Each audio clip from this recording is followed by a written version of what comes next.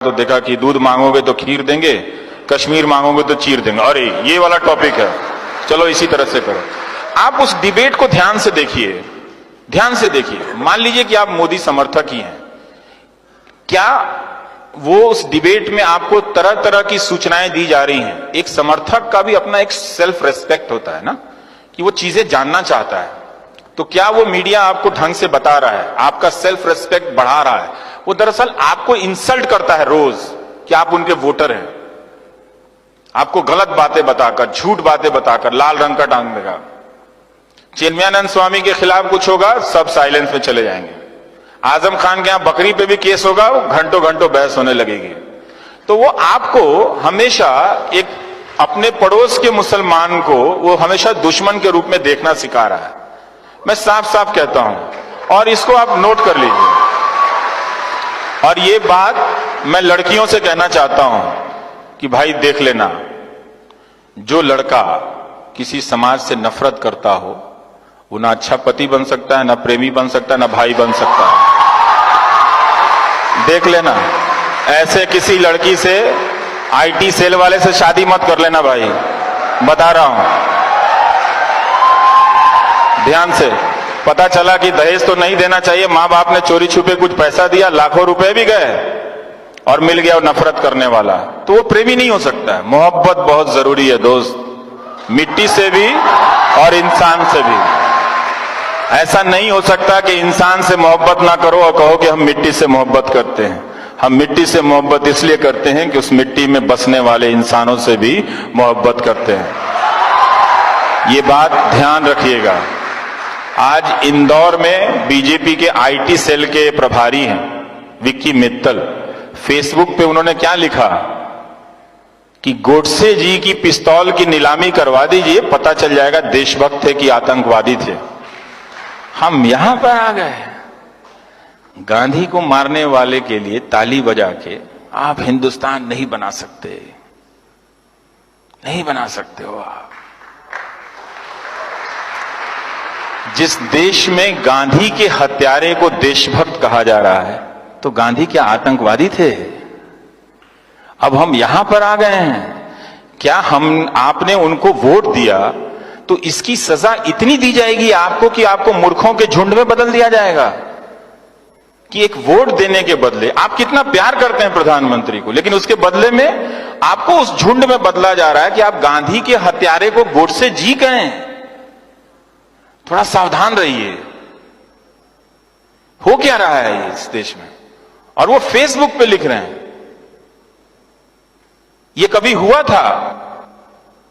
कभी नहीं हुआ था। क्योंकि ये पॉलिटिक्स, आईटी सेल और मीडिया ये मान के चलता है कि आपने अपनी बुद्धि स्थगित कर दी, आप में बुद्धि नहीं है। मैं नहीं मानता, मैं उनके वोटर को बहुत सम्मान से जानता हूं, मुझे मालूम है कि वो एक अलग तरीके से सोच रहे हैं, लेकिन उनसे, वो चूंकि उनको वोट देते हैं, उनसे बदला नहीं लिया जाना चाहिए। उनको सजा किस बात की दी जा रही है कि उनसे ये कहा जा रहा है, अब चूंकि तुम उनको वोट देते हो, तुम अब मुसलमानों से नफरत करने लगे हो, तो चलो अब गोडसे को भी गोडसे जी बोलो। फिर मालूम नहीं अगली बार अब आपसे क्या कराएंगे, आपके हाथ में बम दे देंगे, कहेंगे जाके फट जाओ कहीं पे, तुम नौकरी मत मांगो। ये मत कीजिएगा, ये मत कीजिएगा। ये शर्म की बात है कि हमारे देश में गांधी की हत्या हुई, और ये उससे भी ज्यादा शर्म की बात है कि एक राजनीतिक दल का कार्यकर्ता फेसबुक पे लिख रहा है गोडसे जी कि पिस्तौल नीलामी कीजिए तो खरीदने वाले लोग आ जाएंगे और उसके 2 करोड़ दे के साबित हो जाएगा देशभक्त थे। गांधी की लाठी की कोई कीमत नहीं है दोस्तों, कोई कीमत नहीं है उनकी लाठी की। उस लाठी को उन्होंने कभी किसी पे नहीं चलाई, तो ये मत होने देना। हालांकि अब देर हो चुकी है, अब तुम्हारे पास करने के लिए कुछ है नहीं, फिर भी बता रहा हूं कि आपको एक रोबोट में बदल दिया गया है, गलत गलत सूचनाओं से भर के। अब आपसे सिर्फ 2 ही काम लिए जाएंगे, समुदाय के नाम पे, धर्म के नाम पे आपको एक झुंड में बदला जाएगा कि आप जाओ उसको मार आओ, पहलू खान को, या फिर आप सुबोध कुमार सिंह को मार के आओ। उसे भी इंसाफ नहीं मिला, सुबोध कुमार सिंह को भी इंसाफ नहीं मिला। पहलू खान को भी इंसाफ नहीं मिला।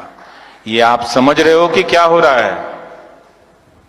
समझ रहे हैं इस बात को? अच्छे से समझिएगा, गुस्से में मत समझिएगा, कोई फायदा नहीं है दोस्तों।